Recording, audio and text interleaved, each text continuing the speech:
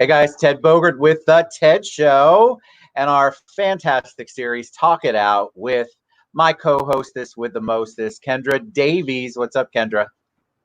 Hello, everybody. How are you doing today? I am excellent. I am excited to talk about grief and regret. Yeah, most people don't say that, so that's fascinating. No. I told you before we went live, these are deep, very, in my They opinion, are. incredibly deep topics that we don't talk a Mm-hmm. lot about. Maybe we Nope. say it. A lot of people say, I have no regrets. You hear all the different things out there. So I'm fascinated by this topic. I think it's super important. But before we dive in, tell them a little bit about you if it's the first time they're joining us. Hello, everybody. My name is Kendra Davies, and I am a life coach and a positive psychology practitioner, and I own Stellar Life Coaching here in Orlando, Florida. And I work with individuals, couples, executives, businesses on all things being a better human being. I specialize in emotional processing and challenging limiting beliefs and fears. That's kind of my go-to, my secret I love weapon. all the coachy, the good coachy words in there. You You said like a lot of that? good things. Yeah, a lot of good I stuff. try. I'm not new here. Juliana says, wow, I need this. I think we all need this, Juliana, to be Yes. honest with you. All right. Yes. So before we get started on the actual topic, why did you? Because I usually, just so you know, our format about Sunday night, I go, oh God, I forgot. I need to get a topic from Kendra. I text Kendra. She comes up with something amazing like this. And then we go to town. But I never asked you where you came up with the topic. So hmm why grief and regret?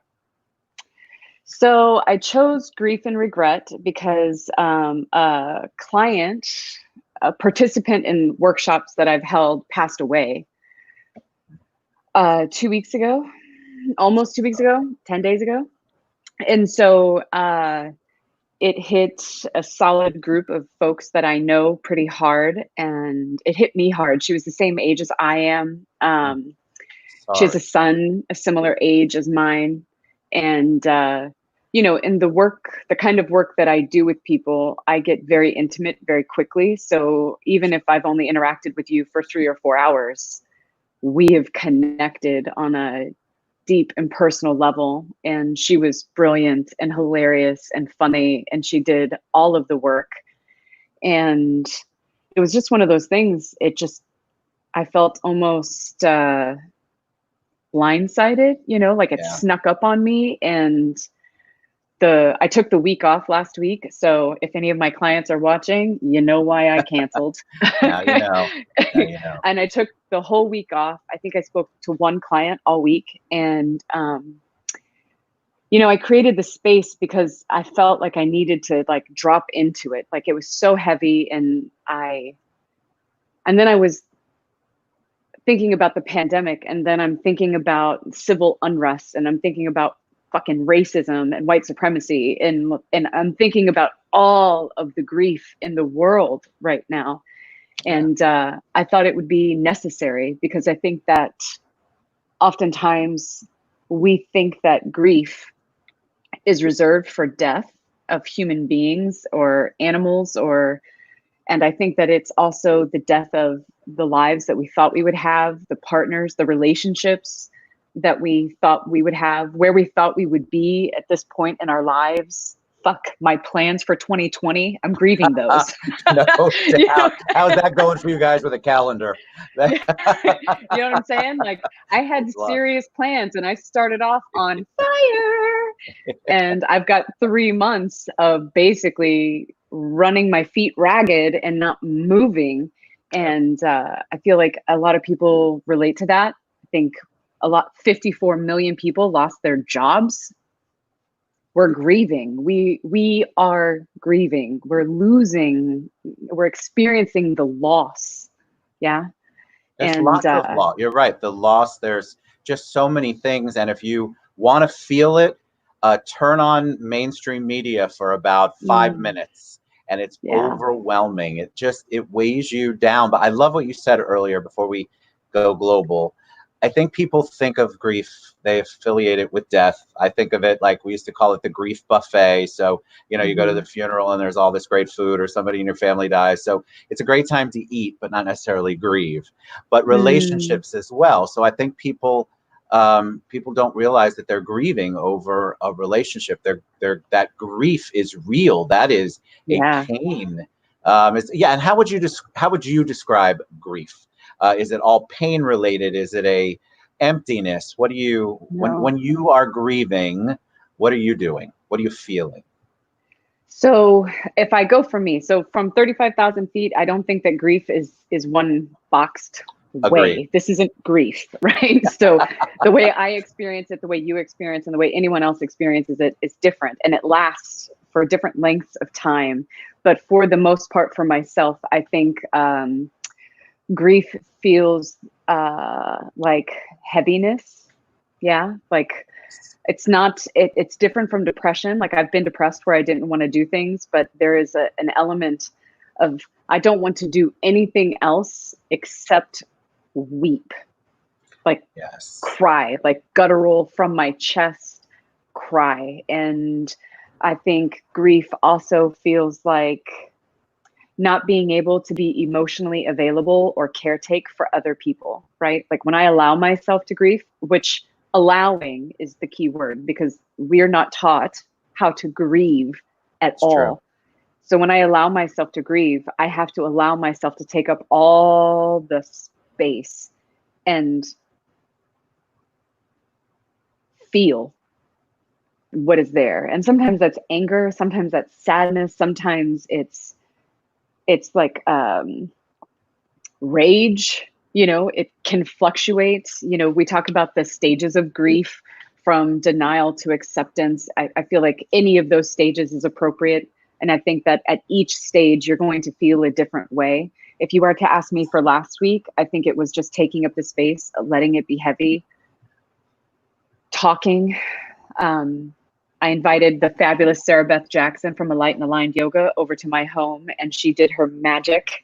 And I cried and I let my body process that grief. I think our bodies store our emotions, and you can feel it, right? Everybody holds it differently, but you can tell I can tell when I'm talking to somebody that one interesting word, whatever that tipping point word is, and they're going to lose it. And I don't mean angry. I mean, burst into tears. I think we store it so much. Yeah. And so your body has nothing. What are you going to do with it? Right. So it manifests in lots of illnesses and things that you're going through. I want to ask you though about the grief part, because back to what you said, I feel like when people are grieving, now I sort of understand the regret part, because I think people grieve and then they begin to evaluate. I think everybody kind of goes through this. What was that relationship life like? Why am I feeling this way? What could I have done differently or better? What could I have changed? And I think for me, that's where the regret would come in. Wow, I should have worked harder on the relationship. I had a friend I posted about it of cancer last weekend. And you think, oh my God, when's the last time I talked to him? So thank you, Facebook, because the last time I talked to him was on Facebook. And so I think that if I hadn't though, I would have felt regretful. And then I started going through the emotions of, gosh, I should have reached out again after. Why didn't I reach out again after? Yeah. And so you beat yourself up while you're already feeling miserable because you've lost something or someone. Yeah. And I think that the reason I went with regret is because I've been trying to evaluate my contribution to racism, my contribution to white supremacy as a whole, the ways that I have bias and prejudice. I was evaluating my capacity to accept my wrongness. Like when I do a wrongdoing against a person, whether I intended to or not about intention, but when it happens, because it fucking happens. I got to the point where I was able to pinpoint that I hate feeling regret. Like as soon as I'm confronted with you saying, Kendra, you hurt my feelings by doing this thing, I'm like, No, no, I did not. No, you're wrong. You were wrong. You interpreted that. You made up that Correct. story. That's you. That's not me. Yep. Like, I am instantly on my defense. Like, I watched a TED talk on my wrongness, right? Like, I was really trying to dig deep on, like, what is this reaction that I have when I'm confronted with the possibility that I contribute to this problem? And I landed on regret. I landed on, when you look at your life, what are the things that matter the most, right? And it's, did I show up fully? Did I live within my fucking values, right? Like, when did I step out of my values, and who is affected by that? Because it's not just me and it's not just them. It's a ripple effect, right? Agreed. Yeah. Relationships, love, calling them back, responding to text, like, all those things are completely innocuous until they die. And then it matters. And then you're confronted. And the question that I kept asking myself after my client died was, like, what the hell are you doing? Like, not what are you thinking, not what are you leading, not what are you working on? Like, what are you doing? And like, my answer was like, oh, well, COVID. So I was just, it's short term, it's just temporary, but I'm just not doing the things because it's temporary. And now I'm like, is it really though? No. And I think that there's a meme out there about that something to do with the fact of, well, everybody who said, I just didn't have time to get stuff done, they're still not getting stuff done even when they have the time. So it's not about the time per se. It's about choices and what you do. And I feel like that's where regret comes in a lot, because I feel like people make these choices. And my thing to people always is, you don't have to speak. I'm thinking of somebody right now who's not happy with me. They don't know that I know that they're not happy with me, but I know that they're not happy with me. Passive aggressive behavior doesn't go well with Ted. But so I'm just engaging, and I keep thinking, should I just embrace it and talk about it? What if something happens to this person and they die, or something happens, and I didn't say, hey, what's wrong, like I normally would? So this pissy part of me wants to just go, well, you're mad at me, I'm going to wait till you come to me. And the human part of me wants to just go, I'm sorry, what's wrong? What happened that caused this? But I'm conflicted sometimes. I'm not perfect. Yeah. And I feel like the regret to me is fuel. Like, I don't think you should aim to live a life of no regret, but accept that that's not really possible. Like, you're human, right. You're going to mess it up. You're going to make mistakes.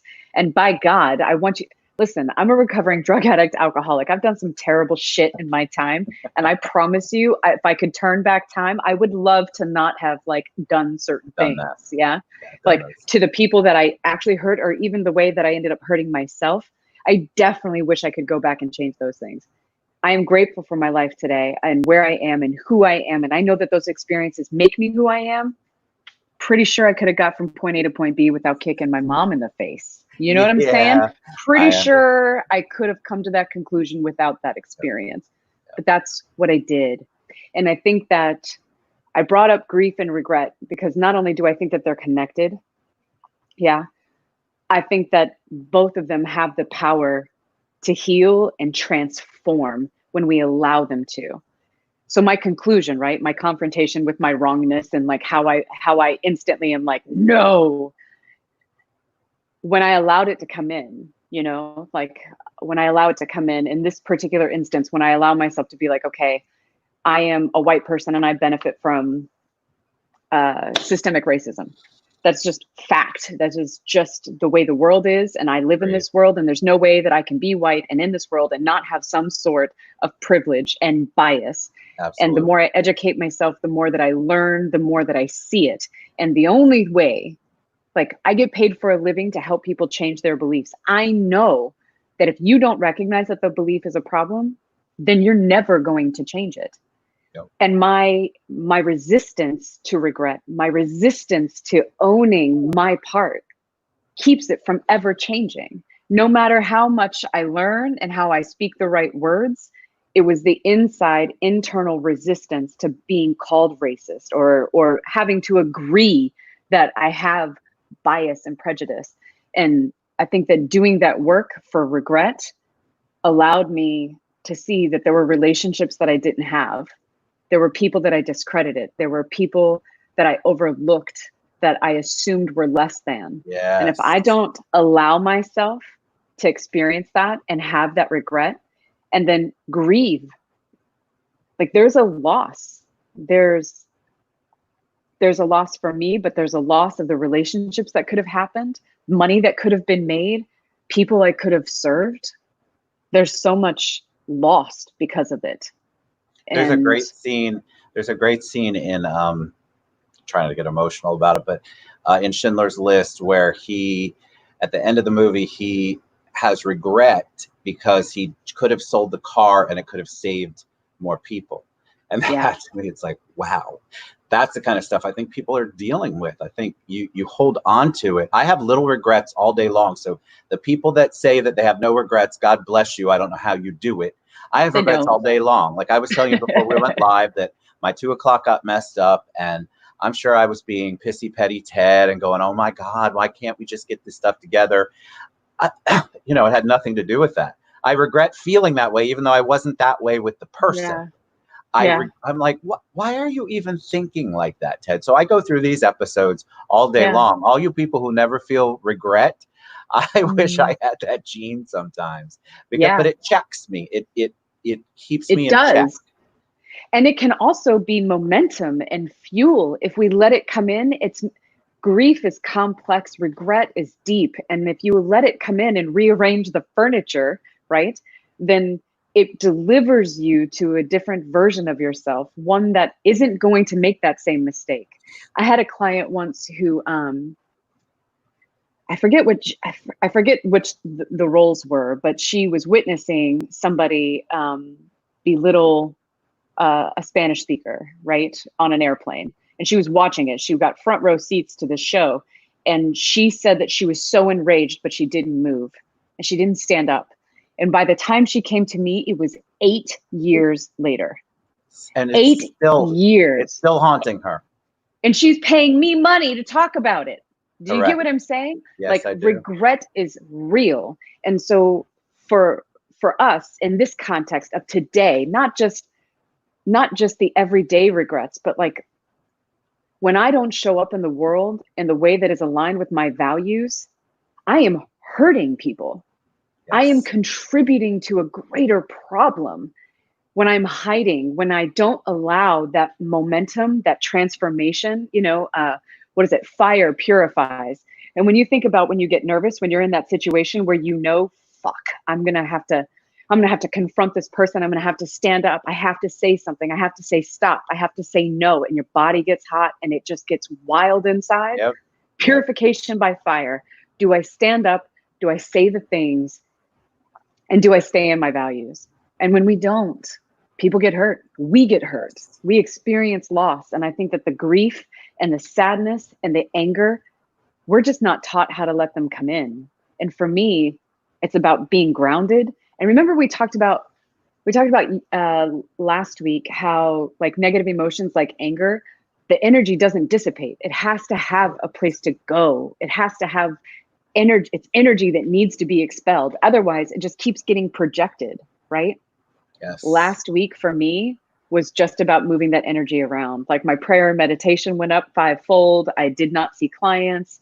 I surrounded myself with people who loved me. I had Sarah Beth over and she did some powerful, powerful work with me. And I got to weep. Like, I don't know how to, like, it's ugly cry. You know what I'm saying? Like, I totally know. I don't know how people can emote truly if you don't have an ugly cry at some point. Just honestly. I mean, ugly crying is where it's at, because at that point you don't give a flying F about anything. And you're like, I just need to get this out. Your body, your soul, your spirit it needs to birth it out. It needs to get rid of it. Yeah. And it's just so powerful to have. But I think a lot of people feel like grief, showing emotion and grief is a weakness. I feel Mm, like they think it's I need to be the yeah. strong one. Have you ever heard someone say that, especially Yeah. around funeral time? I've got to be Hmm. strong because of my mother, my father, my wife, my whatever. You have to be strong, and you never. Most people don't follow up with those people to see when they finally got to a point where they could process the Yeah. grief. And I'm sure you And see I a lot think, of those people. dude, so when I say I do emotional processing, like we process actual emotions such as anger, such as grief, such as sadness. Like we process that. And by process, I mean we actually experience it in our bodies, in our faces, with our words. Like we really go in. And I will tell you, as somebody who supports people, if you've never seen a human being collapse into themselves and weep, I mean, snot, sweat, tears, just completely allow themselves to be what they are, right? Not the mask. We've all got the sadness inside and we smile and we're like, oh, hey, how are you? I'm excellent, Right. you know, like, and then deep inside we're dying, right? The moment that a human being shows you who they really are and they do not hold back, and I've never seen anything more beautiful in my entire life. Like I have goosebumps. I think about Costa Rica. I think about my Phoenix retreat ladies. I think about these human beings who are brave enough to feel what they feel and let it devour them.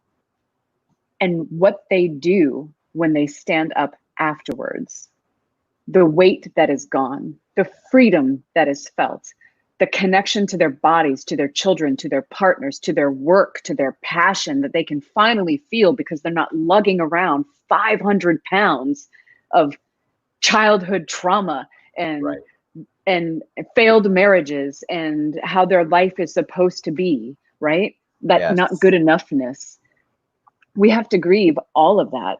If you've lived in your not enoughness for 20 years, right? Like you not being good enough is basically what's fueled your perfectionism, let's say, and your need for achievement. When you confront that, you're grieving because that survival technique that you learned so long ago that worked for you, that stopped working, when it's not working anymore and you're trying to force it and it's not working, when you let it go, you grieve that loss. You Right. grieve what you thought was true. You grieve the people that were affected. You grieve the life that you thought you were going to have.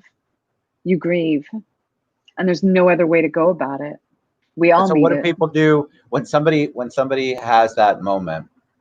First of all, I encourage Mm, all of you to have that moment. If you haven't had it, reach out to Kendra Davies. A little plug there. But when you have that moment, you have that cathartic moment, and then life changing, I think, for anybody I've seen do exactly what you're talking about, it's life changing. mhm. Uh, what next? Yeah. Because I think So, people anchor into holding on to those things. So as we talk about on the sure. show a lot, it's their normal, it's their comfort zone. And all of a sudden, Hmm. okay, they've let it go, and now they have a new Hmm. way of they don't have the weight anymore. Yeah. So what do you see people doing? Or what can you I encourage mean, people to do?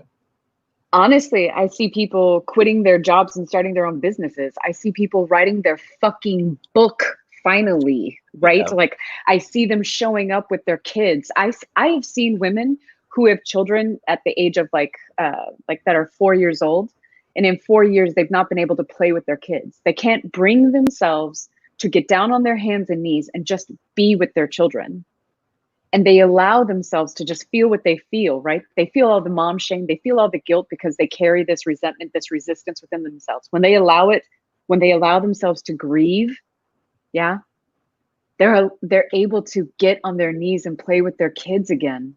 Yeah. Think about the amount of energy and defense you have to build up. It's impossible to feel joy at the same time. Like just because you've learned to like black and white doesn't mean color is not the bomb.com. You know All what I'm right. saying? Like if Yes. you've been seeing the world in black and white operating at 75%, imagine, imagine what you could do if you dropped the armor, you did the work, you grieved truly, and you got color, you got technicolor. Yeah. You could see and perceive and allow yourself to feel joy and love and abundance and feel truly connected. I don't see that. I don't see that allowing, denying negative emotion allows you to feel positive emotion. I don't think it works that way. I agree. And I think that people really do have this transformation. There's Juliana was saying that she did that and she's free now. And I think it's this freedom that you get. And sometimes, like I had some of the work that I've done in the past. Well, I've done all of my work with someone, and that's one thing I want to ask you. So if you are at that point and you want to grieve, you want to talk, you have to be able to admit that sometimes your circle, including your family, are not the right people to help you through that process. For me, because sometimes those people are still around that have contributed to it or were part of it or impacted by it. And so I always encourage people to get with, a Kendra, because it makes such a difference. You can really emote to that person, and that you're going to be in a supportive, safe environment. I think a lot of people don't have that.